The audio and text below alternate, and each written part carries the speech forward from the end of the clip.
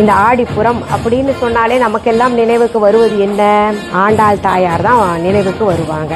ஆண்டாள் தாயார் இந்த நாளிலே தான் அவதாரம் புரிந்திருக்கின்றார். இந்த நாள்ல அம்பாளுக்கு வளையல் அலங்காரம் செய்வது வழக்கம். அதாவது இந்த ஆடிப்பூர திருநாள்ல அம்மனுக்கு வளைகாப்பு செய்வது வழக்கம். வளைகாப்புன்னா நம்ம என்ன பண்ணுவோம்? வளையலை ஒரு பெண்ணுக்கு சூட்டி விடுவோம் இல்லையா? அம்பாளும் தாயார் தானே, நித்திய சுமங்கலி அந்த தாய். அந்த தாய்க்கு மஞ்சள் குங்குமம் எல்லாம் வச்சு வளையலையும் அணிவிக்கணும். வளையல் அணிவிக்கும் போது அவரவருக்கு ஒவ்வொரு வேண்டுகோள் இருக்கும் இல்லையா?